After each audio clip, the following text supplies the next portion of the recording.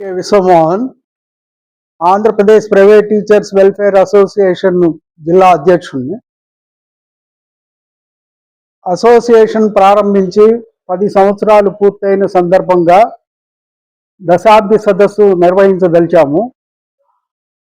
దశాబ్ది సదస్సుని Ram Gopal Bhavan NGO home నందు 11/7/2026 రెండవ శనివారం ఉదయం 9 గంటలకు ప్రారంభమవుతుంది. ఈ సమావేశం 1 గంట వరకు జరుగుతుంది.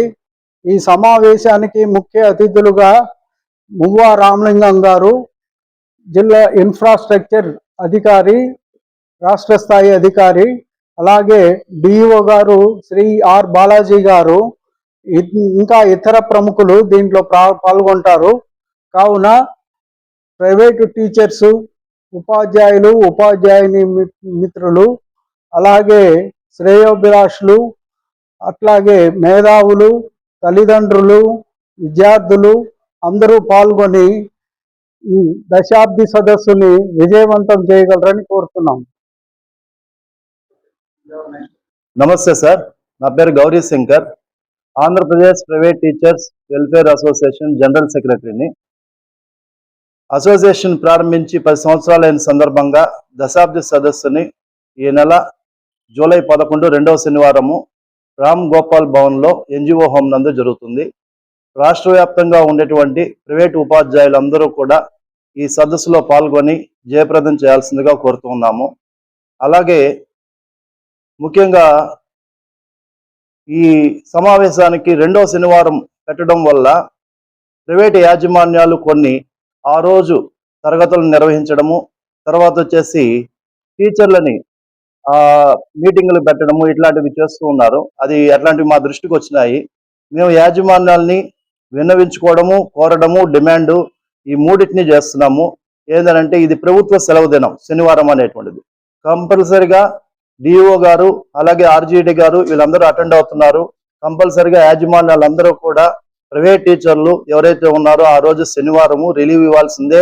ప్రభుత్వ సెలవు దినాలని కంపల్సరిగా మీరు పాటించే విధంగా చేయాలి. లేకపోతే పెద్ద ఎత్తున దీని తరఫున ఈ మీటింగ్ అయిపోయిన తర్వాత పెద్ద ఎత్తున ఉద్యమాలు చేయాల్సి వస్తుంది.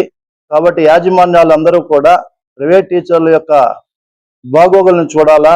ప్రైవేట్ టీచర్లు ఇది విద్యా బోధన అనేటువంటిది మానసిక ప్రక్రియ.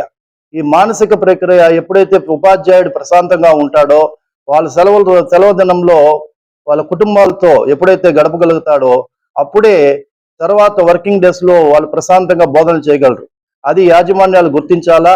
ఆ గుర్తించి వాళ్ళకి అటువంటి సెలవు దిన పబ్లిక్ హాలిడేస్ అన్నిటిని కూడా వర్తింపజేయాలనేసి నేను విజ్ఞప్తి చేస్తూ ఉన్నాను.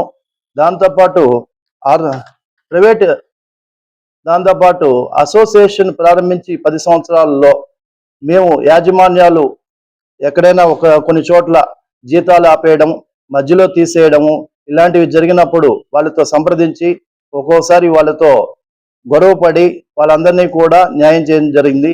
వాళ్ళందరికీ కూడా జీతాలు ఇప్పించాము. తర్వాత వాళ్ళని మధ్యలో తీసివేసినప్పుడు డిఓ గారి ద్వారా వాళ్ళ ద్వారా ఫైట్ చేసి మళ్ళీ వాళ్ళని వృత్తుల్లో తీసుకునే విధంగా చేశాము.